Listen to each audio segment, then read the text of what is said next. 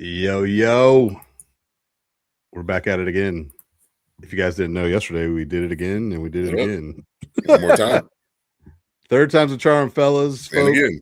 Yeah, we had a little bit of technical difficulties, or we would have had a podcast for you guys yesterday. We decided to podcast together for 30 minutes without recording, and then as far as internet died on him, and now he's full blast good to go, and here we are. So Here back we at go it again. College football, like I say, it's a crazy thing. Nothing really earth-shattering happened in that 24-hour span. So I guess at least we can get back onto basically what we were talking about yesterday was, the CFP. Did they get it right? Did they get it wrong? Who got squeezed? Who got left out that shouldn't have? Or who, did they get it right? But yeah, we had some games last week, and I guess we'll discuss those. The 5 conference championship games that we even discussed yesterday that seem like they might be should go extinct, along with some of these bowl games with all these opt-outs of bowl players and teams, aka Notre Dame is getting the most flack right now. But yeah, for the most part, there was three of the games last week were kind of pivotal in seeding, where somebody might get pushed, who would get dropped, all that type of stuff. So Friday night, Tulane pulled the dub and got in as the 12th team there. Well, actually 11th because James Madison also won their game. North Texas couldn't get that offense going. Tulane got that win. James Madison got the win. Those were the Friday night games. The 3 Saturday games that had merit, obviously, was BYU, and Texas Tech did pretty much what they did to them the first time, dominated that game. BYU's offense just couldn't get anything going. Texas Tech. I want to see Texas Tech in this tournament. And then, like I say, the 2 games that had the most meaning were the SEC and the Big Ten game. So I guess I don't think the ACC. I think the ACC had little to do with it as well. I forgot all about the ACC. Sorry, guys. Yeah. Duke being in that damn game was just crazy, and they ended up winning the damn game. So, I think the big game, obviously, the early game, the SEC game, Bama, Georgia, and like I told you, I think last week, I talked about. I just felt like Georgia was kind of like playing some good ball. I know they didn't look overly impressive in that Tech win the week before. That's a rivalry game. They just kind of didn't play up to where they have been playing. They kind of just been playing really good D. Offense has been just finding ways to do what they do. And like I said, that defense looked super impressive against Bama. They obviously held them to -3 yards rushing. They were all over the place. Ty Simpson was under duress the entire game. Bama couldn't just get anything going, and Georgia looked impressive. So the question was, did that blowout loss, how is that going to affect Bama? And like I say, so Bama just obviously they've had a good resume and they played, a good season, but Georgia looked pretty damn impressive in that game. Yeah, they did. And then to start off with a block punt and an interception to jump up 14-0. I mean, that pretty much set the tone on top of the defense just flying around, hitting people. Like you say, Gunnar Stockton is just a different kind of quarterback. It's not sexy. It's not what people are used to seeing, but a drop back quarterback. He's more of he could throw it. Don't get me wrong. He could spin it, but I don't know if he could consistently spin it if you put him in that predicament of, hey, we're going to stop you from running the football and we're going to make you throw it 30, 40 times. Like I say, he's done it a couple times, but can he do it consistently? And then the running game, you could tell Georgia get that running game going with those 3 backs with Bowens, McCray, and Frazier. And like I say, the Alabama situation, there's a lot of injuries. There's a lot of, I don't know, like you kept saying that gauntlet they went through at the middle of the season. Did they put everything into that? And they're kind of like the gas tank's almost empty and they're just, they're limping to the home stretch. It's a lot to be desired for Alabama in that offense. Even on I think the defense played pretty good. Ryan Williams showed up for a couple plays. Now you got to go out and play another great defense in Oklahoma. So what do you do? What do you do then? I was surprised that Bama didn't drop from 9. It felt like the committee had their 9 set, how they wanted it to be set, which was kind of shocking because you would have thought -3 yards rushing and just the way they looked, that they probably still would have been in, but they would have dropped. in our previous two shows that didn't get recorded, you were saying that uh, you felt like they settled there to kind of put Miami and Notre Dame in, and that's why I think the ACC game had a lot to do with it. With Duke winning, the committee probably was like, we have to have an ACC team in there, and that's probably why Miami got in. Not to jump all Yeah. over Yeah, between no, I know. games, Well, I but I know. think that's Yeah, what yeah. happened. Well, I know they said that that wasn't the case, but You can see um, a lot of things. yeah, for sure. And like I say, I think um, going back to real quick before we get into some of that, I was going to talk because we didn't do this yesterday, but I want to go like we talk about Gunnar Stockton, right? And so Hmm. he's been, just a good quarterback, but he's been really good in some of their biggest games. Yes, yes, I would agree I with mean, you that. go back to that Tennessee game. He was really good. He threw for 300 yards and 2 touchdowns, no picks. Hmm. Against Ole Miss, he was 26 to 31 for 289, 4 touchdowns. That was a really good performance against a team that's also in the CFP. He was 24-29 against Texas for 229 and 4 touchdowns in that game. And then, this past week he was 20-26 for not a lot of yards, 156, but he had 3 touchdowns, no turnovers. So like in those games, he's been really good, efficient. That's more so what he is. He's efficient and Hmm. he's consistent. Yeah, he I doesn't think blow. he put you in a bind as well, like where you're like, we're going to stop his run, and then the guys are open, and he's able to check it down or dump it down and get the little short yardage, and then if everyone's covered and the backs are turned, he's able to tuck it and Yeah, run. it's very, in my opinion, very reminiscent to a little bit of Stetson Bennettish. Like Yes. Stetson, Hmm. he would create the play by his legs, extending it to find guys open, or use his legs to get out and get the first downs Hmm. on those like 3rd and 3s, or like you say, it's a 2nd and 9, and he gets 7 or 8 yards to get it to a 3rd and 2 where they're able to run the ball. I think he's doing it without like the dynamic playmakers that like Stetson and even Carson had. When they had, Ladd and Bowers, like Zachariah Branch now, he's a difference maker. And like I said, we Yeah. said yesterday, Bobo is finding ways to get him involved because he Yeah. can really do some things. But Dylan Bell's been there forever. They're trying to get Lucky and Delp involved as in the tight end game. I think those are the keys to. I think Yeah, those two guys are going to be the key going the rest of the way for Georgia, blocking and receiving, because you could use them in so many different ways. Um, Obviously, they got to get Bobo back at center. I don't know what the latest health situation is with him. They got to get that offensive line a little healthy. I know Green's been dealing with a back injury as well, but he's been gutting it out. But I think Delp and Lucky are going to be huge during going through the playoffs. yeah. No, like I say, and then I love Nate Frazier's. Bowens is coming on strong, so they had a nice 1-2 punch. He's been a little banged Hmm. up too, but they also have gotten Josh McCray involved in the running game. So Bama is trying to find themselves offensively, which they've been pretty good all year. And we know Kirby's got the defense rolling. And like I say, that game was thumping, man. And so like I say, the big question now is what does Bama do? Defensively, they look strong for the most part in that game. Like I say, you can't set them up on a short field on a block punt and turnover to get you behind the 8 ball. And then when Ty Simpson couldn't get anything going, they couldn't get anything going in the ground game. That's been the biggest problem with Bama all season is their running game. And it was a bad matchup a couple weeks ago when they lost that Oklahoma game. So we'll see if they can rectify, if they've gotten anything right. What can Grubb do as a play caller to get something going offensively with Ty Simpson not being so harassed, because Oklahoma got after his ass, and they're gonna do that Yeah. again. So Yeah. they're gonna have to be able to create something in their ground game. Now on the flip side, Oklahoma has struggled offensively these last several weeks, and everybody's talking about Oklahoma shouldn't be in the playoff because they can't score. All they Hmm. have is this defense. But getting a healthier Mateer as the season's gone on. OU, we talked about them early in the season, like how much we really like that defense, and it's basically kept them in every single ball game all year. And it was the question was, Mateer going down, with his injury, how big was that? He came back maybe a little too early in that Texas game, through all those interceptions.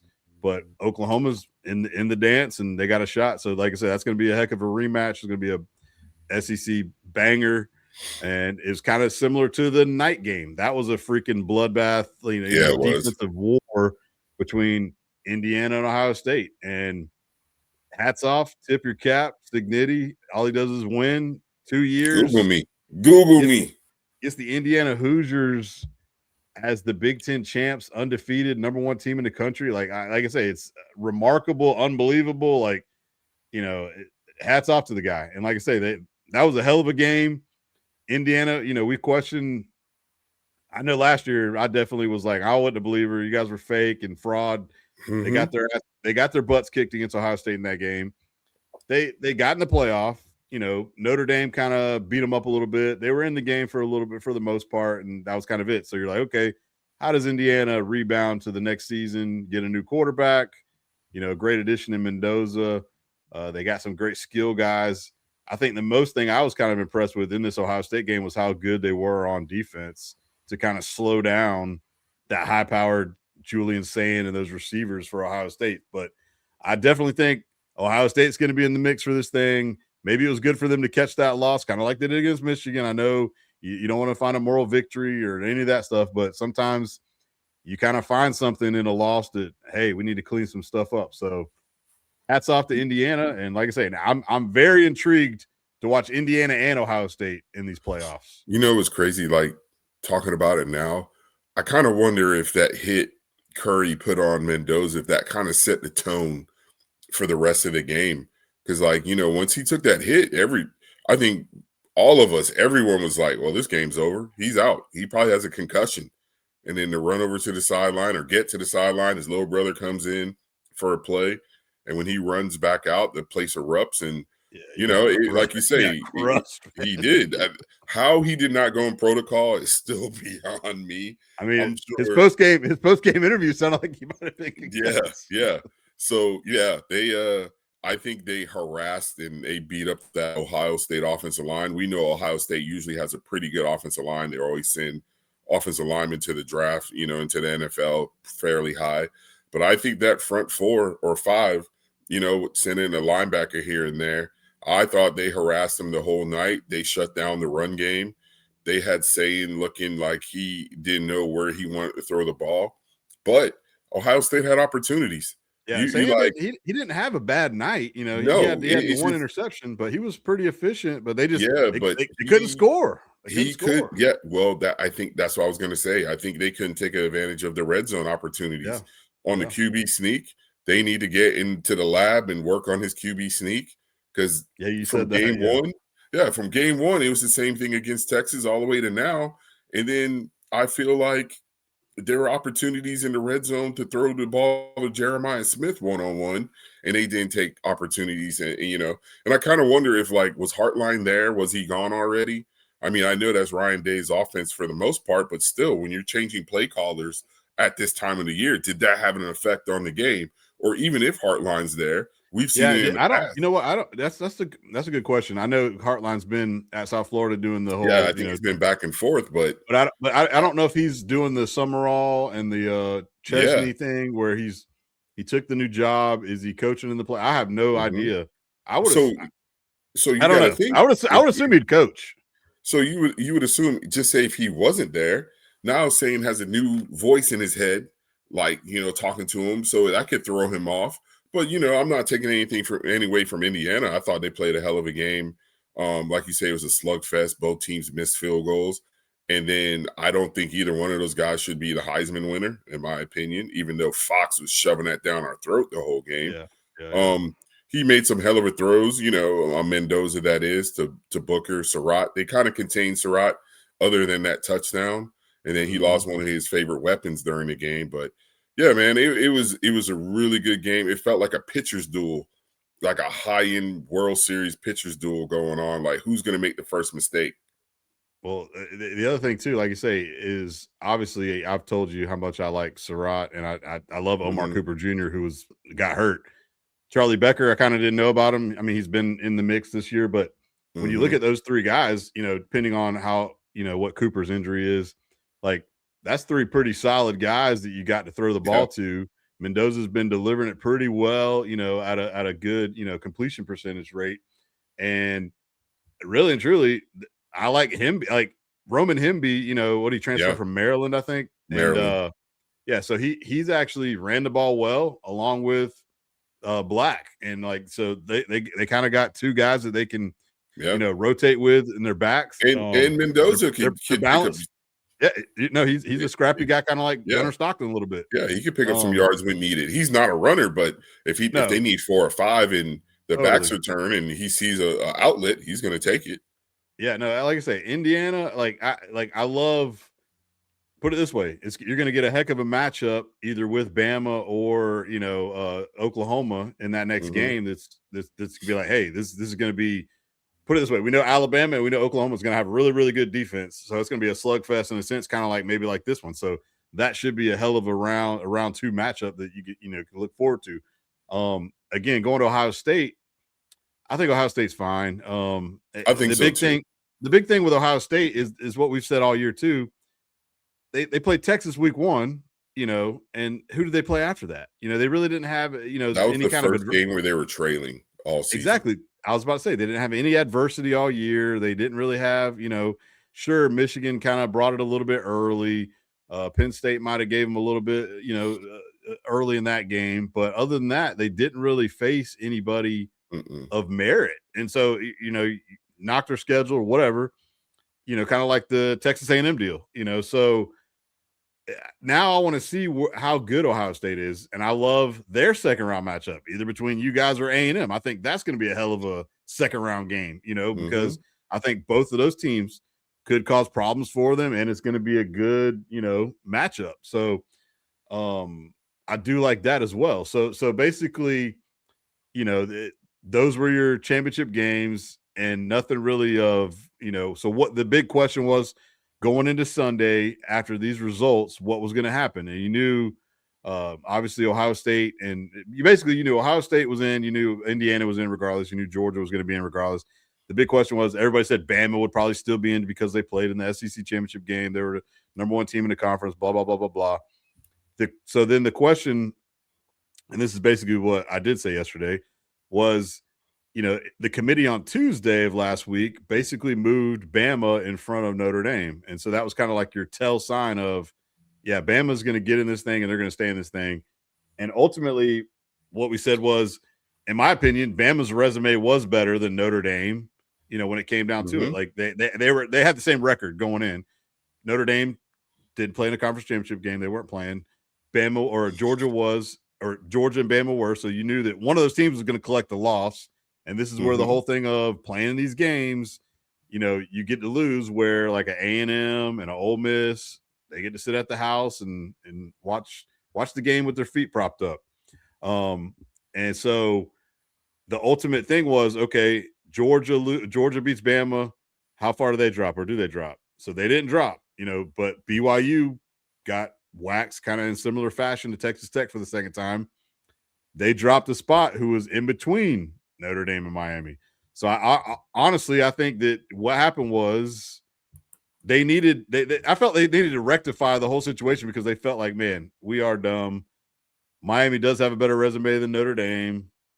I know that the way that the polls dropped when it dropped, that Miami had collected that loss to SMU, and they've just been separated.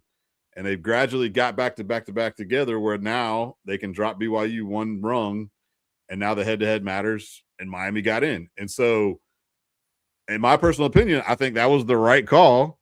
Where we argued yesterday too was the fact that what's dumb about this whole thing is Notre Dame should be in this thing too, because Tulane and James Madison shouldn't be in there as well. And it's stupid. It's dumb. Hopefully they're going to learn their lesson from this year's instance. Sorry, Notre Dame, that it happened to you. Couldn't happen to a bunch of better people. But go screw yourselves. You're out. And maybe you'll get in next year. You fight with the urgency, and you're going to kill everybody next year to get back to the playoff. But yeah, we know that the whole system's flawed because we gave a spot to Tulane. Shout out Coach Summerall and James Madison, to where Notre Dame should be in, and then that last spot should either argue between BYU, Texas, and Vandy, and we'd have 12 good ones. But I think they got the 10 right teams in, Yeah. and Yeah. I'm totally good with those teams. So going into conference championship weekend, we all felt like the 9 were we felt like the 9 were in. That's including Alabama. We thought the Right. 9 were in. Right. The problem is how, like you just said, you kind of went around it, but how the Mhm. committee has been dealing with this every week. Yeah. You're moving the goalposts, you're giving teams false hope. They made this, the committee and media made this so much about Miami and Notre Dame that Right. it really wasn't about Miami and Notre Dame. It was about Notre Dame and Alabama in a sense.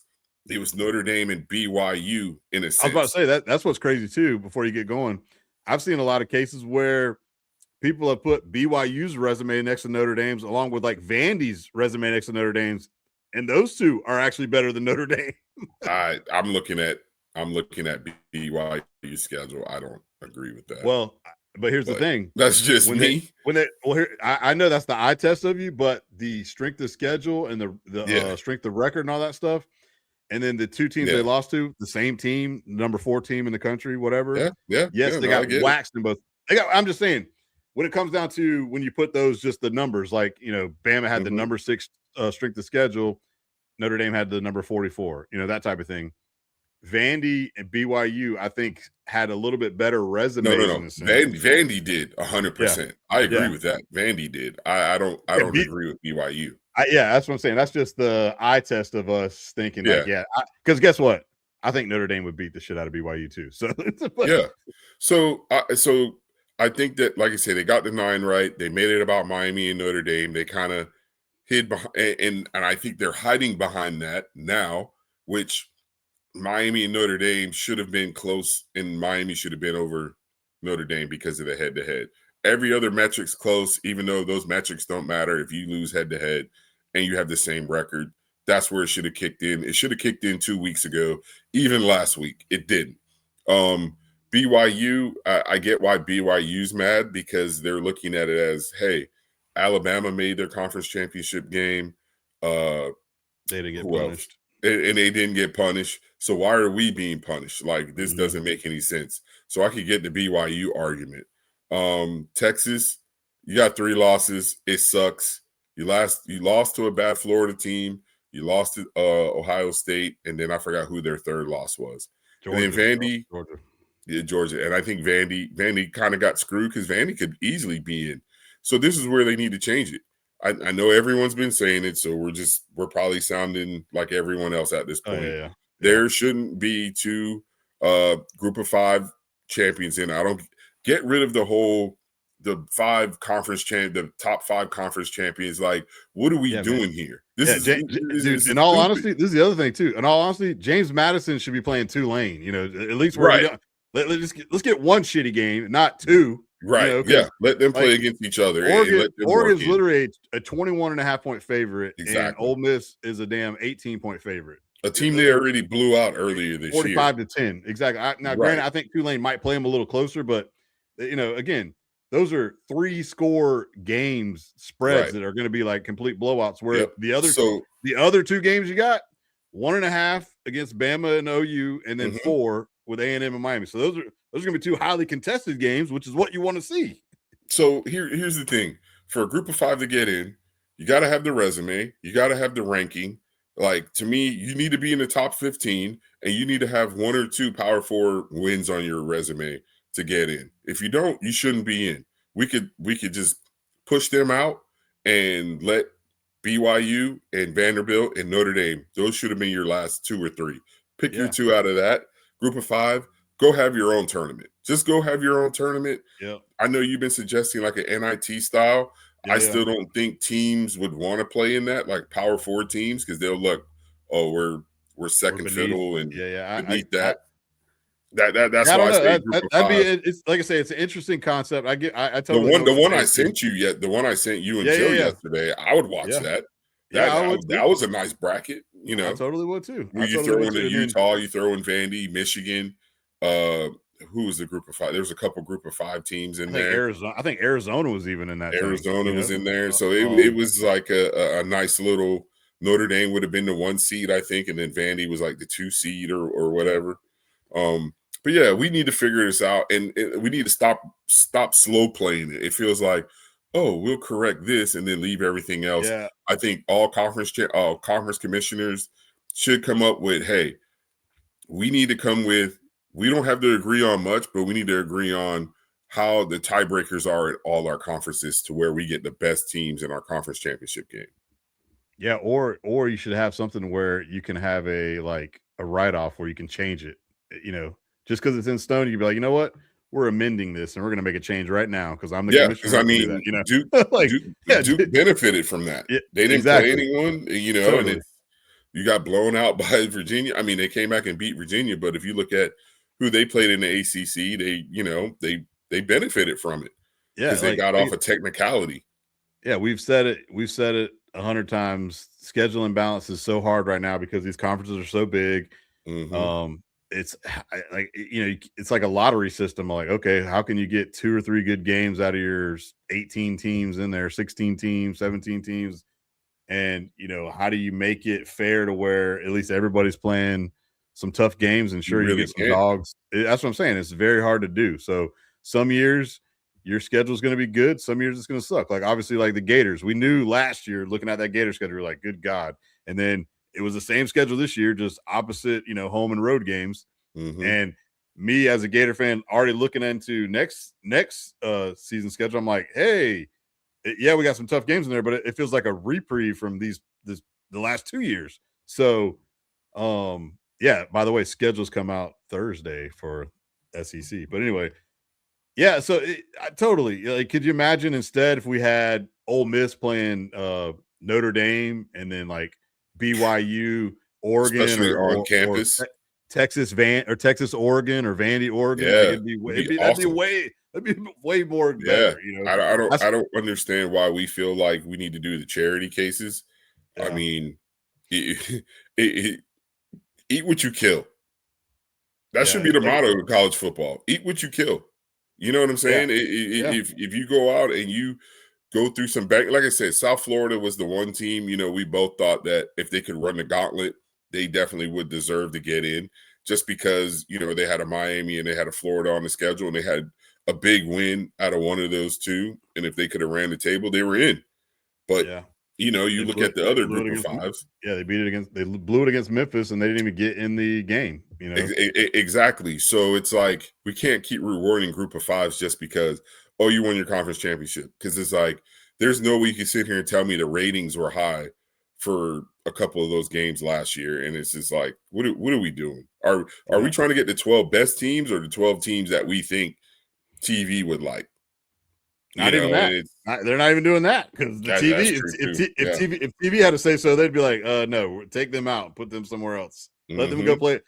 Again, go let Tulane and James Madison play in some bowl game, and then let's get 2 other teams in here. But yeah, Yeah. because James Madison, the toughest team they played, they got beat. That's their one loss. They lost to Louisville week 2, Didn't they get and blown then out by them? it was a 2 touchdown, 28-14. Yeah. Week 2. That was week 2 in the season. Yeah. Now with that, with all of this being said, you can't pull a Notre Dame and be like, I'm gonna take my ball and go home. I get the frustration Yeah, of that's the whole not other thing making right it. now. I get why the 5-7 teams aren't going to bowl games. I get the teams that don't have a coach or bringing in a new coach don't want to do bowl games. I think it's kind of selfish of Notre Dame because you're sitting there are guys on your roster that probably will never play football again, and this is their last opportunity to play football. Now, we don't know Yeah, if it was a team thing, was it an right. AD thing, was it a coach thing, or did everyone agree? But to me, it happened so fast. It's hard for me to believe that the team sat there and said, we don't want to play. And then you got to think too, all the emotions going on in that room. It's like the AD should have been the adult and been like, hey, we'll talk about this tomorrow. Let us I guess with the whole you got to accept your bowl and this and that, they probably had to move fast or whatever.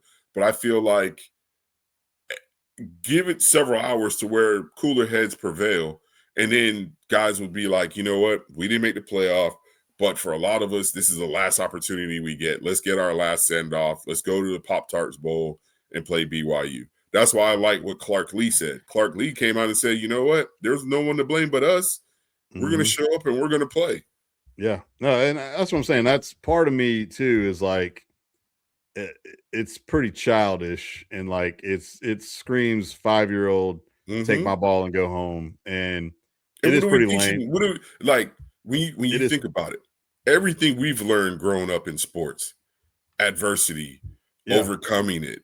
totally. You're not always gonna win. You're not always gonna get your way, and Yep. on and on and on. And how do you come back from that? How do you take that next step to be a Right. better player, a better person, a better Yeah, man? that's where you take that energy to be like, yes, I'm coming back to Notre Dame to win the national title next year. F all y'all, we're burning shit down. And like that's the attitude we would take, because that's the way it would be. Right. We wouldn't get to just cry about it and just be like, I'm not playing this game. Or like I say, you go to this bowl game and you set the tone for Right. next year. Totally I agree. mean, And so it drives me nuts, and the adults are fine with it. yeah, and like I And say, if you're the coach, you just tell them like, "Hey, transfer if you don't want to. We're showing up." As a yeah, coach, I know you hated me saying this the last couple of years, but when you look at this opportunity to these extra 15 practices, that's more opportunity for your well, younger it's good. guys to get It's reps. great. It's good developmental stuff, and that's why you want to have an Exactly. extra couple weeks of practice. And like I say, Hmm. it's it, trust me, what we said yesterday too is like, again, we don't know what took place in these teams that are opting out. Yeah. Was there a collective vote with the players? Was it just the coach and the AD talking? Was it just the coaches? Was it just the AD making the final decision? I don't know. And what I will say is these kids, just how this whole thing transpired. This is the generation of Hmm. I don't want to play, and so I could very well see the kids being like, "Yeah, screw it, I don't want to play. I'm But mad it's that hard we for me didn't to get in." believe if you have an 80 plus man No, I roster know. that Well, 100% of those kids yeah. don't want to play in this game. Oh, totally. So then Like, it comes down to a vote, and if was it split? And did the majority want to be like opt out? I don't know. So yeah. again, we're never gonna know the Yeah, full. we won't know. I heard that allegedly Freeman and the AD were they pondered it for hours. Now again, that's just what they're saying, but it's more so of, yeah, it's, I can understand, like you say, the 6-6 teams or whatever. If we're going through a coaching transition, and the portal's about to get rated. But again, this is the whole problem too with the bowl system itself. We've seen it happen like the last several years. If teams don't make it to the promised land and you're a high draft pick, you Mhm. opt out of the bowl game. You're like, I'm not going to Yep. play in this exhibition game because I don't want to get hurt or whatever. Blah blah blah blah blah. And so I totally understand that aspect as well. Yeah. So that's where you say, okay, fine. If you're going to go pro and you don't want to play in this game, then that's where we just say what Cool. you said. You let your younger guys get some development, and now you're playing the new guys that are going to be the team for next year. So like that's what you do. So again, the games don't count. And so this is what we remember. I threw out the hypothetical of like playing the bowl game at the beginning of the year, blah blah blah blah. They need to come up with something to incentivize, like I say, another like a NIT tournament, something to make it fun again, or make it, because it's crazy how again, this is where us as old heads, like bowl season used to be like, man, it used to be super fun, used to be excited about it. Yeah. Like I could give two shits. Yeah. Like Yeah. all we care about now is the playoff, because those are the matchups. But like, even in the BCS era, where you knew that only two teams were going to make it to that championship game, but you're like, well, we had a great season, we finished 10-2 or whatever, we're going to go play in the Fiesta Bowl. Well, That used to be a thing, because you'd be like, well, all right, who are we matching up with? Sweet, the Gators are playing, Texas in the Fiesta Bowl. You're well, I like, think hell yeah, like I was listening to JB and Smitty talk about it. Smitty made a good point. It's a lot of that was pre-NIL. So you were looking forward to going to the bowl to get the right, swag, to get the yeah. PlayStation, to get the $500 gift card to Yeah, run who through cares now? Best Who cares Buy. now? Dude, have you All seen we these cars these kids are driving, man? Yeah. Yeah. Bro, Yeah. Yeah. I've seen it, but like what's crazy is when the whole thing went down with Kiffin, and they had some players leaving the facility or whatever, and it showed like three of them like driving off. It was like Charger, like Mustang Hellcats. souped No, up, not just regular Chargers, like souped up. like super fancy color schemes, and like, I you're just mean, like, some dudes, when dudes are like that yeah, age and buying Bentleys and yeah. Think about these Maybachs guys. and They were stuff like sharing they were what? sharing mopeds, man. They were sharing scooters. Right? They didn't even have Yeah. cars. I was driving them from my apartment 2 blocks over to the stadium. You know what I'm saying? They didn't. Shoot, my Now little all these ass guys are, Honda Accord driving across campus with five. You imagine 4 or 5 offensive linemen in a Honda Accord, or our buddy in his little Ford Ranger yeah, defensive tackle, and there's 5, 6 guys on the back. yeah, no, And, and it's like now everyone, if you don't have a that's a car, great not just a that is car, that is but a a good souped up car. point. That is a good point. Yeah. What does a kid care about a $500 gift card to Best Buy, or unlimited steaks at Outback, for the night before the game or whatever? You know what I'm saying? It's Or like, a nice jacket or a bull ring or a hoodie, or these kids, like when he said it, I was like, he made a yeah, valid that point. that, These that kids makes a don't care lot about that. that makes a lot of sense. That totally, like, sure, it is fun. You might do some things, like, you might, if you're in an NBA city, you might go to an NBA game. But I mean, Yeah, again, yeah. These kids are doing that already. that's what I'm saying. They don't Dude, care. they're sitting, when I say doing it already, they're sitting courtside. Yeah, no, I'm Like, telling you, and I'm telling you, dude, this culture, these kids are different. They'd rather just sit at home and do nothing. You know mhm, what I'm saying? mhm. So So yeah, so we ultimately don't know what the situation was, but like I said, I think the adults in the room need to be the adults in the room and just tell guys like, hey, if you yeah, don't we're want to playing. play, cool. Yeah, we're But playing. I guarantee you, when you're 2, 3 down the depth chart, you want to play because you didn't play all season. Some of these guys may have played in one game, and it's probably like against a group of 5 team if you're in Notre Dame. And then to take that away from people, like it's just wild that this is going to be the trend, and this is what's going to happen going forward. So either the NCAA needs to cut back on some of the bowl games, or like you say, try to figure out a way, how do we incentivize these guys? It's sad that in today's culture we have to incentivize in every aspect of life, or people don't want to do it, Yeah, even though you're being in, it's kind of like the NBA. We need the NBA Cup, and in order for people to play in the NBA Cup full throttle, we're gonna get there's a $500,000 bonus per right. player.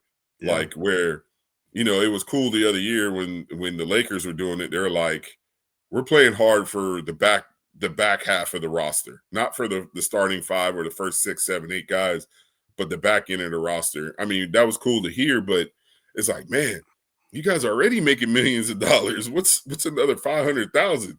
When you think about it? But that's just like you said, that's just where we're at today, and it's crazy, and I don't know how to fix it. I don't think you can fix it. It could be one of those things where the NCAA just says, you know what, if you want to play in the bowl game, you can, but we'll still coaches. If you want 15 practices at the end of the year, you can. If you do, you don't. right. But I think that atmosphere of playing in the game is even bigger than the 15 practices when you're a young guy and you're playing in front of 40, 50,000 people at a bowl game. Yeah, if you play at a Notre Dame, Texas A&M, and these places, you're playing in front of 100,000 people. But if you're not playing, are you really playing in front of 100,000 people? You're just standing there. Right. Yeah. No, like I say, it's a and here's the thing. We knew this was gonna happen. You can see it coming down the line, when Oh, yeah. basically all that matters is the tournament. All that matters is the playoff. So Yeah. what was gonna happen. And it kind of similar to where they got to figure out something, and we've talked about it too with the championship games. Because, like, sure, you want to win the SEC, yeah, you want to win the Big Ten, but ultimately, what incentivized by getting a bye, yes, but what really incentivized Bama, and, well, Bama's the loser, so they got to play in the first round anyways. So There will be Bama a team. There will be a team that will opt out at some point of the right, championship game. why not? If you're Ole Miss and you're like sitting at 6 and you opt out to not play in that game, you're not going to drop out to 12. You're No, not. they're not going You to know what I'm punish saying? them. That's what I'm saying. So Bama literally is the same as Ole Miss and A&M. They lost that game, and they're literally going to have to go with, playing well, Bama's going on the road. The other two are home games, but, like, they're literally going to go play in that first round window to, like, what really punished them. I mean, hell, Ohio State didn't even get punished for losing. They dropped one spot, and Georgia won the SEC, and they didn't even go to number 2. If you Yeah. want to split hairs with that, Yeah. basically. So, but again, what it boils down to is what do they do with the SEC and the Big Ten championship game? Because, like, again, it's just another game. They're not going to, we talked about it.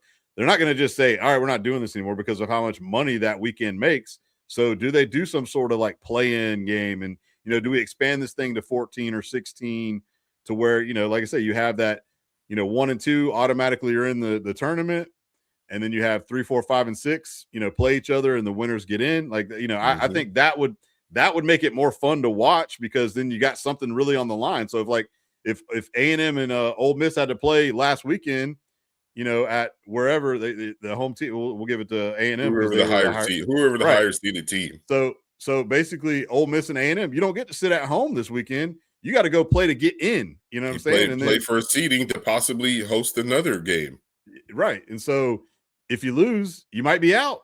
Instead, all it takes is people to sit down and just come up with a plan and come up with a and that's what we hope. That's what we hope is going to happen. I don't know. It's not going to happen. I'll give. It might not happen next year, but there's definitely going to be some change. The one thing that definitely I think is going to change. I think that this year has definitely set that whole G5 thing on fire to where like they basically it's going to be way too hard for them to get. How do you know what? Speaking of that, it just hit me. I meant to ask you this. How do you feel about this whole situation where it's come out yesterday that if Notre Dame finishes in the top 12, they're guaranteed a spot in the playoff next year?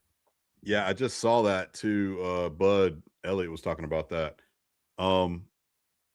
Yeah, so you're saying for like next year, the precedent said if they're just in the 12, they're in. Yeah, there was something. Yeah, was there some it's something like, in the contract or something? Yeah, like that, the MOU or whatever they're calling it, like the memorandum. Like they were talking about the same thing with Kiffin wouldn't sign that for the game, whatever. Yeah, I mean, if that's gone into play, they're basically setting themselves up to basically be like, yeah, we're going to be in this thing. You can't screw us. And so I forgot my rant. Go ahead. I'll go on my rant in a second. With Jim Phillips? Yes.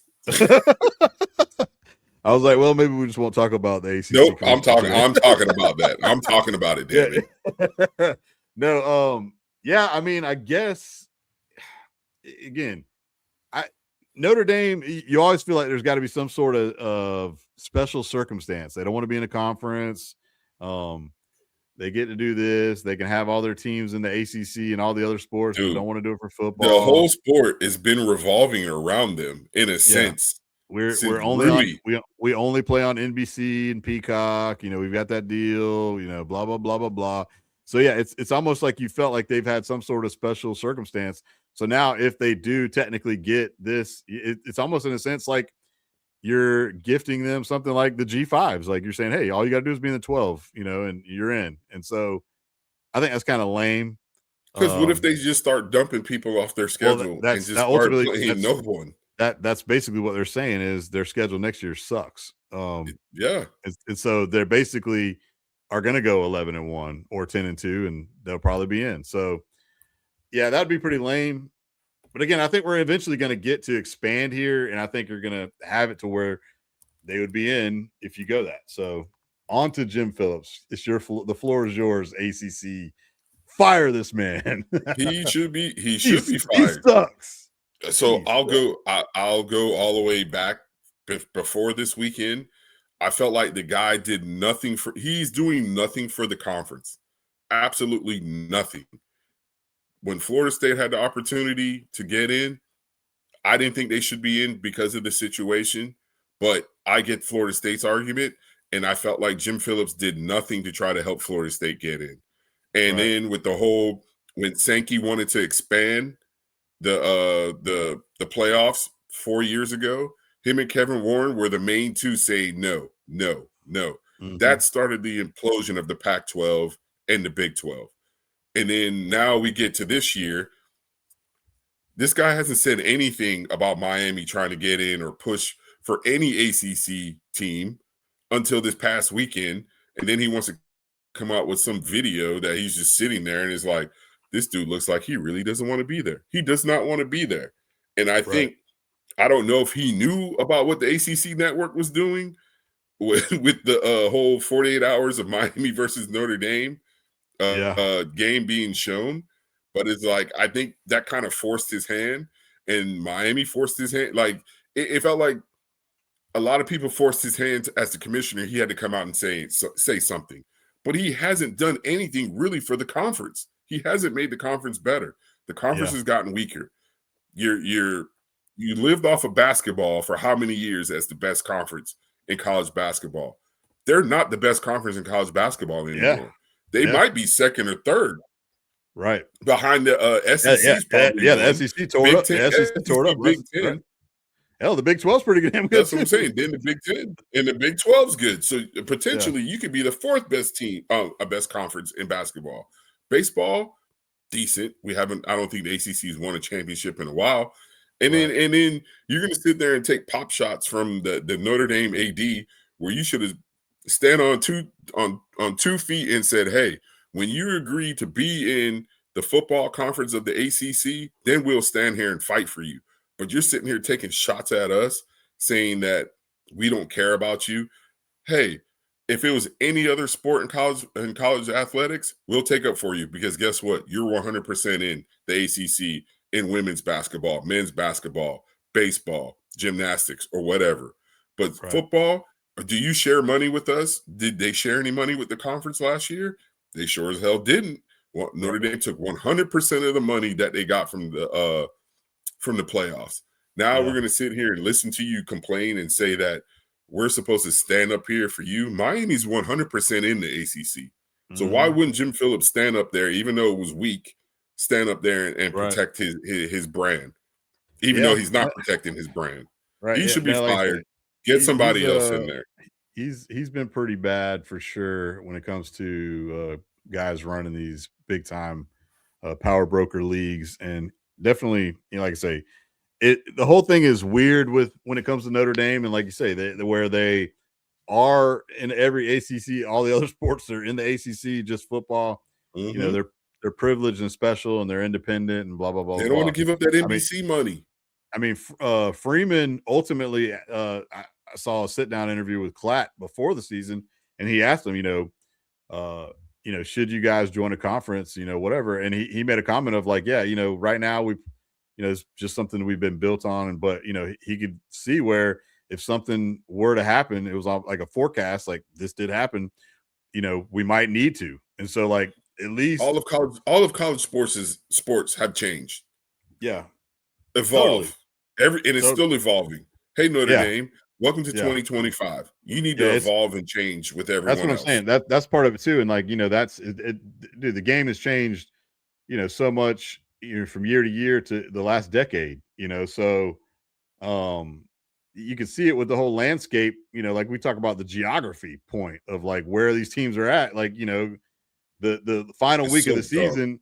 the final week of the season, we're trying to see if the Canes can get in the ACC championship game or this, that, and the other. And we're literally watching a team from Texas play a team from California in the Atlantic Coast Conference to, kind of settle what was going to happen It's possibly. at 1 And a.m. exactly. It's at 1 So a.m. again, it's just weird. You got, teams like Rutgers flying to California to play in a In game, Oregon. Yeah. so like I say, it changed the game. It's all about the money. And, again, the power leagues are obviously the Big Ten, the SEC.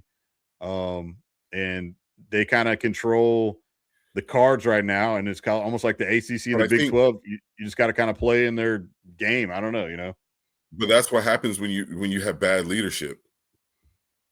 When you Yeah. have bad leadership, you're not going to get any better. You need to have good leadership and a guy. That's why you got to give Sankey so much of his credit that he's not staying status quo. As much times as he said, I don't want to expand, I really don't want to expand. The Hmm. next thing you know, you hear Texas and Oklahoma are coming in. And then he's Right. like, I don't want to expand, but if you force my hand, Hmm. I got to do what I got to do. What's best for my conference. And he Yeah. holds every school accountable across the board in Yeah, sports. it's almost like what needs to happen is, go to a larger scale NFL model and just say, well, the Big 12 goes to the Big 10 and the SEC and ACC combined, and then you just Mhm. have two conferences in a sense. I don't know how you schedule again, because that's the whole problem we're in right now. But Yeah, again, there's just too many teams. that's something that, that hell, I could see that in 5 years, to where you literally have two leagues, and You can maybe change some stuff. Maybe you can change stuff geography there to make it work. AFC, to make it NFC make style, sense. right? And then so yeah, some teams But who are in the ACC or the SEC right now might be in the other league. but Like a Syracuse, problem. Syracuse. Here's the problem. There's too much money flying around for these guys 100%, to give 100%. in and then these guys are power brokers and they don't want to give an inch. No, exactly. Sankey does not want to give an inch to give the Big Ten an opportunity to overtake his conference Right. and vice versa. And you go down the line. And that's why I think that it's going to take way longer for college football to get its shit together when we're talking about the schedule of imbalanced schedule, NIL, transfer portal window, all of that, signing day, moving signing day back or whatever. Yeah. It's not going to happen because you don't want to be that guy to budge. No, none of these commissioners. Yeah, well, like I said, even the though, flip side about the calendar that everybody complains about is the coaches, in a sense, they complain about it, but they're their own worst enemy with it too. yeah, Because 100%. on one hand, 100%. they're complaining. On one hand, they're complaining about it, but on the Yeah. other hand, they're like, well, like let's not change it either. You know what I'm saying? It's like they're talking Yeah, outside yeah. of both sides. You know what I'm saying? Because yeah, they complain about it, but then on the flip side, they're like, well, let's just Yeah. complain about it. And so yeah. That's why I always say the adults is not the kids, it's the adults in Yeah. the room. All right, well let's pivot here. Let's break down these first 4 games that are going to be happening next weekend. Obviously, really, we just talk about the 2 because I'm pretty sure we both think Why don't Oregon. we talk about next week? Well, I mean, Shouldn't we be I don't talking know. about Army Navy this week? Oh my God, here we go. I Shouldn't don't know we who's be gonna. talking about Army Navy this week? You got the full breakdown. No, Navy's going to win. I think Horvat and that running game is going to beat up Yeah, Army, no, in my I opinion. agree. Army's been bad. Again, like Yeah. I say, the How Oregon. about this? We'll talk about next week's games. We could cut it short today. Let's talk about how you feel about your Gator the Summerall hire and his coordinators. Yeah. So far, like I say, I'm again complete 180. We talked about like winning the press conference, all that stuff. Great. You knew like all coaches win press conferences, so it's more so of like listening to other people who like the higher ups in the college football world of like who's either worked with the guy, played for him, played under him, coached with him, knows something about him. And you start getting all the stories or whatever about who the guy is, and then you get motivated and fascinated and excited, optimistic, all that good stuff starts flowing in. So the big question was, all right, who's he going to hire as the OC and the DC? First guy, DC, Brad White, Kentucky, has had 7 seasons as the defense coordinator in Kentucky. 4 of those, Kentucky was in the top 25 defensively category wise. You know that you're going to get a lot better of SEC experience.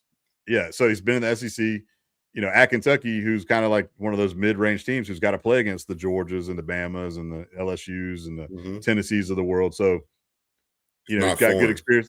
Exactly, and on top of that, you're going to get better players at Florida than you would Kentucky. And so, what can he do with some of those cats?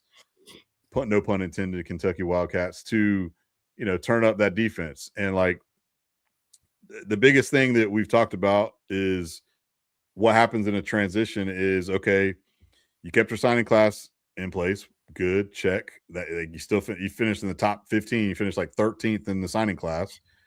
Great job. So now the biggest in all these transition is roster retention, but that's like every year. So now, who does he retain roster wise, to make an impact in these guys quick, to where you don't want to transfer, but the money's flooding in to say, hey, Jaden Ball. I mean, who doesn't want Jaden Ball, right? So, right. What can you retain? Who are you going to lose? All that, and then who are you going to acquire when the portal window opens? And so that's going to be huge. And so, can he keep this roster intact? Is going to be a big thing. Now, flipping sides to his OC hire, totally love the hire with Buster Faulkner. Like I say, I was stumping for my guy Cade because I think Cade is going to be a special coach in himself. He's already, doing good stuff at Pitt, and he's out of the guys who are in the category of who was going to take it. I think Halsley from Tennessee was the other guy in the mix, and Tennessee's got like the top 10 ranked offense in the country right now. Obviously, Buster Faulkner with his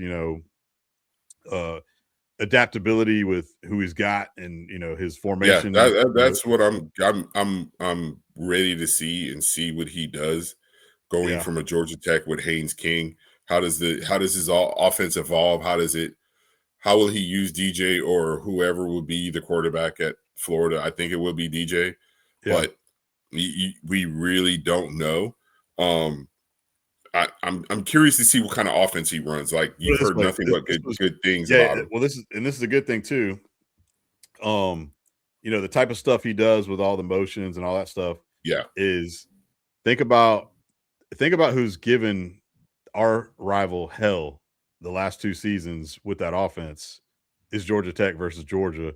Like Kirby hates that shit. He hates it. So like Mhm. now you're giving Buster Faulkner, you know, keys to some Lamborghinis and some high level players. Yeah. Yeah. Can DJ turn around? What can he do schematically? To where again, I think he's kind of stuck with Haynes King because who Haynes King is, and he's done a great job with that. If he had a different quarterback, I think he would do what that like. The great thing about what Buster Faulkner and what you always want to hear any coach say is, you're not just going to run my system because this is my system. I'm going to change because this is what you're good at, and this is where we can excel at because you're really good at this. So we're going to do this, and then we're going to throw this in there, to make it. But you basically you play to your player's strengths is what you always want to hear. Not this is my offense, and you're going to run it like this, and if you can't do it, then you can't do it. So that's what I'm excited about with him. And so now, who's he gonna like? They basically have, I think, fired the entire uh, staff. Nobody got retained except the D line coach. Billy G got let go. Jalute got let go. The offensive line coaches got let go. All that. Yeah. So I now, saw that. now it's going to be like, who Well, are I you think bringing in as you want to bring in guys that you're familiar I with, I and totally like bring in fresh players or bring in fresh guys.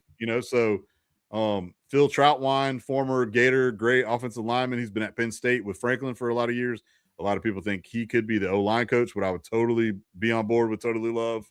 Who's he going to bring in as the wide receiver coach? Who's he going to bring in as the running back coach? And so is Bam going to come over, as the linebacker coach? I do like Chapman staying because as far as on staff, like he yeah, did a hell of a job with that D line, and a lot of like who's the strength and conditioning coach going to be.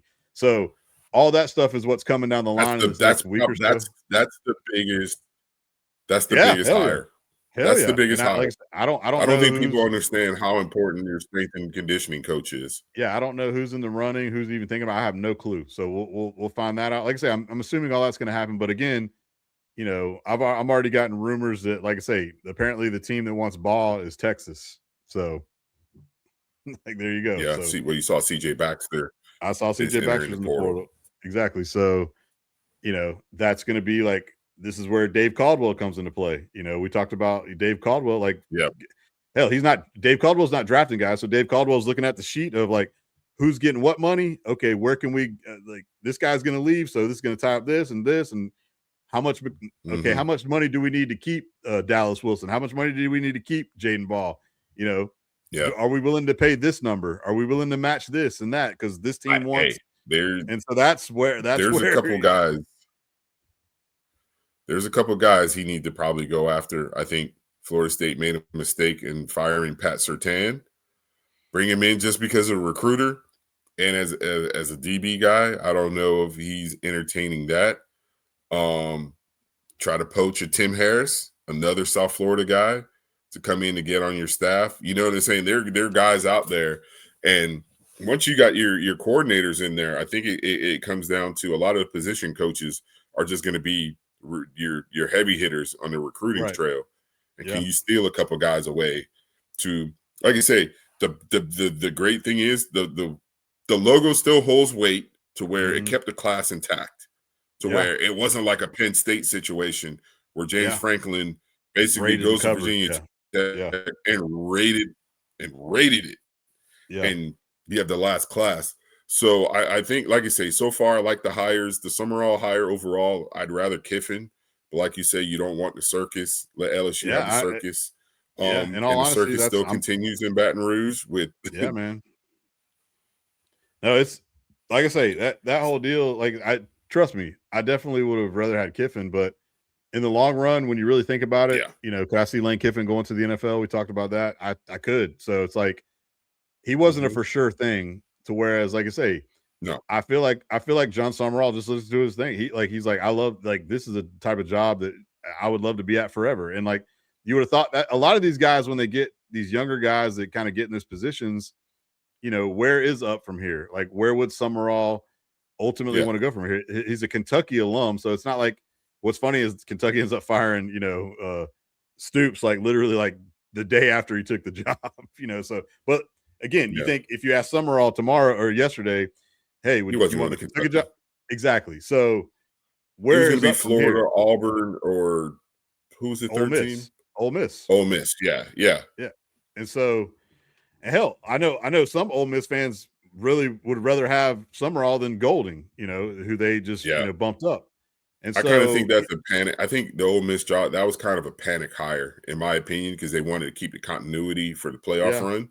yeah, Um, it sucks that that all went down the way it did, and you had to keep somebody in there because what if Ole Miss does go on a run and the portal? Guys are already leaving their teams that are in the playoffs. They enter the portal. yeah. No, for sure. Like I said, so again, it's a lot of wait and see still. Yeah. But you are.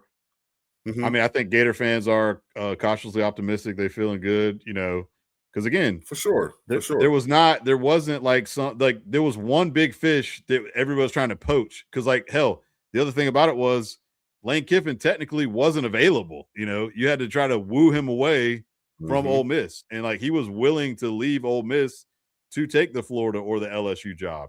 So um, again, I think a lot of it was in line to be Florida, and then a lot of it went awry. Whether it was like we said before, did Strickland torpedo it, and this was his plan all along, or who knows what happened? Again, those are all behind closed doors type thing. But the other names you're gonna have to steal away a Lincoln Riley or a Kenny Dillingham, So like there was nobody really available to where you're like, okay, so the only guys you were gonna take were gonna be like your Golish, your Summerall, that like Drinkowitz. Would Drinkowitz want to leave Missouri to go take the LSU or Florida job? So you Hmm. weren't going to get there's nobody really available. So like now it's come down to the hit the home run, swing the big fence is like South Florida. Did they get in like a Heartline? Oregon, Will Stein coming down to Kentucky. Like those are the hot new guys. Like, are they going to work out? You don't never know. So they really might. And so here's the thing with a Heartline: you go to a South Florida, he's not going to be there very long if he's successful. He's going to be when Auburn fires Golish, he'll go take that job, or hell, when we fire Summerall in 4 years, maybe he comes to Florida. Who knows? So that's the thing with the college football 100%. domino. So who knows? So like that's where it's like hell. Here's one for you. Who knows? Hartline might take the Florida State job next year after Norvell gets fired. Hey, I One one that would be successful season. that'd listen, be that would be that'd be an scary though. upgrade. That would That'd be be. scary. That Just would be. because we know how much of a recruiter he is, Right. and he's a hell of a recruiter. But that still puzzles me what Florida State's doing. I It's clearly a money thing. 100% it's a money Yeah. thing. Totally. It's a money thing, and they probably missed the window of trying to get a guy that they wanted when there's like 10 to 15 openings. Yeah. But yeah, Florida State has a lot of problems going on. I don't know where they go with it because I mean, I think if they would have kept Tommy one more year, it probably would have been better, in the offense with Gus, a little bit of continuity. But now you got to go and get another quarterback. I don't know, man. It just, I, yeah. I No, don't know if I I've. agree. I I'm not know. I really a don't know. fan of his, but bringing back a guy like the whole, and I think every team's going to run into this. Not every team, but a lot of teams are going to run into the one and done with the quarterback, which everyone keeps saying is the most important position on the field. How many guys could just walk in and do what they need to do to take your team to the next level? That's kind of where Miami's going to be at after the season, after Carson leaves. Do you go Yeah. after Sam Levitt, or do you let the young guys play? Right. Because if you don't let the young guys play, you're probably not going to get another young quarterback. They're probably going to be like, I might as well go somewhere else because I'm not going to have a true opportunity. Yeah. And it's just that's just the revolving door of college football and development. The development is piss poor because guys aren't staying in one spot. And that's why the position looks like the way the position looks, even in the NFL. Like every week you're just watching guys and you're just like, man, why wouldn't you just throw the ball away? Like, why are you trying to outrun a guy that runs a 4.5? And I'm talking about a 300-pound man that could catch you. Right. Like, just throw the ball away. And it's just, at some point, guys got to realize I need to go to this school for development and I need to develop. But on the flip side, the coaches are just as bad as the kids, but the coaches don't want to develop. They want to win right now. It's kind of like an AAU style. Like AAU mentality has moved into college football when it just comes to, I'm not here to develop you. I'm here to win games to make more money. And football is football, I've been saying this for years, probably not on this podcast, but I know to you guys that we, talk to all every day, but that football is going backwards instead of forwards in a lot of aspects, in my opinion. No, I totally agree. Real quick before we get out of here, shout out to my Newberry College alma mater. Big win. Big win. Boys are in the Final Four. That's crazy. They got, D2 Final Four. They got Ferris State, the number 1 team in the country this week. Hey, welcome to the show. You got the number 1 team. Yeah, they're 14-0. Ferris State is, and they've been beating the dog piss out of everybody. I just pulled up their schedule. I just wanted to see. Whew. So, hey, credit for Newberry getting there, I guess, right? Because I remember when we were in school watching like the team that was in our conference play, Carson Newman. They were always really good, and Carson Newman was always playing that team. God, I can't think of the team. They were green with the N. I forget where they were from, but they won like every damn year, kind of like that Mount Union in Division III. But yeah, shout out to the Newberry, not Indians anymore, the Wolves. That's kind of lame. They changed it. I mean, come on, man. DEI. No, the Indians, Redskins. I didn't know. They're no longer the Newberry Indians. I had that Florida State logo on my helmet back in the day. I'm sure Ricky enjoyed that, but no, they're the Wolves now. So let's see if they can pull the upset again. But all right, dog. I think we broke it down. Like I say, we'll look at the matchups next week. Like it should be quick because again, we know 2 of the games are going to be duds. So we'll break down the Bama OU and the Miami game. Yeah, the Canes, baby. I know that one. The offensive lineman says he's not worried about Reuben Bain. So we'll boy, I want to see that notebook the next 2 weeks. That notebook about to be about 3-4 pages. That's the funny thing is like, I saw someone post, of course, to Twitter. I love my Twitter. Someone posted like, oh, you only had 4.5 sacks. And I'm just like, oh, that was my rant I was supposed to do a couple weeks ago when I was out of the country about people with the box score watching. Like, I'm sick and tired of people box score watching and not watching the games. And it's like, yeah, he had 4.5 sacks, but you don't see the impact he has on the field. Like, you could create pressure without getting a quarterback. You could do so much damage without having to. Well, that's why they've added that like NFL stat or like pressure rate and all that stuff. And sure, you want to see sacks, but Hines Allen and Trayvon for the Jags, sometimes they don't get a lot of sacks, but their pressure rate is really high. So it's like, oh, they suck because they don't have Aiden Hutchinson and Miles Garrett numbers. Exactly. Even though I took a knock at Fernando Mendoza, you just look at his numbers. Sometimes you're like, they're kind of pedestrian, but you don't see the big throws he makes in the game, or like that Penn State, the throw to the back of the end zone, or that drive, the touchdown, and the drive he led, to kind of put the game away. Both of those games in those 2 games, the Penn State drive, and then the icing to drive the Big Ten game. Exactly. But people are steady, like just box score watching. And I think what drove me nuts with it was the whole Carson thing, like in the SMU game. And I'm like, but if you watch the game, like obviously I was out of town. I didn't get to see all the game. And then when I finally watched it, I was just like, shit, this is probably one of Carson's best games of the year.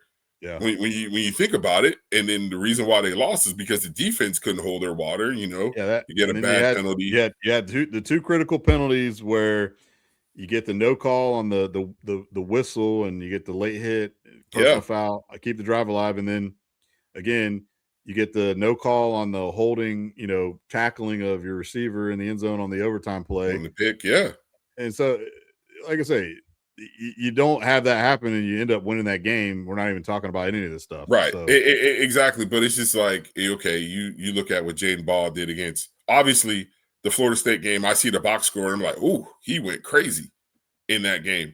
But sometimes you don't see when the running back picks up a good block or catches a nice pass to get 3 or 4 yards to get like this past Sunday. One of the biggest plays in the Bears Packers game was that play 3rd and 1 where Josh Jacobs basically gets away from 5 people. Still, how he did it, I don't know. And he picks up a big first down to ice the game.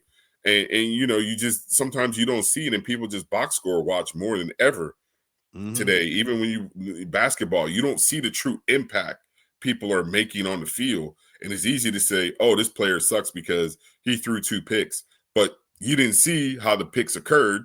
The one that Carson right, threw in the right, SMU game, going back to that again, JoJo Trader had the ball in his hands and he bobbled it, and the DB caught it. And yeah. it's just like it just Yes, it's yeah, it it's drives me honestly, I nuts. think what happens is it's too hard to watch all the damn games. You try to, but like a lot of teams or a lot of people just watch their team, and then they kind of just like you say, casually No, for watch the sure, rest for of it, sure. and that's so you're gonna get a lot of that. But yeah, I But no, but totally they agree like with you. stand on the mountain. But they stand on the mountain and be like, "This guy sucks," and it's like, "Well, did you watch the game?" And then the Yeah, first no, thing they say is, "No, I just saw what yeah, he did," and it's just like, what are we talking about then? yeah, yeah, Sorry, that's my rant. totally. That was a That's my month. rant. A That's my month. rant. It was a lot nicer than what it was supposed to be a month True ago. that. True that. All right, dog. Hey, All right, we got thanks for three everyone three times the sitting in there with charm. us. Three times the charm. Three times the charm. I meant to go get me one of the things that goes, what they use in the movies, like Take and put take 3 one. on there. Take Take 9. one. Take three.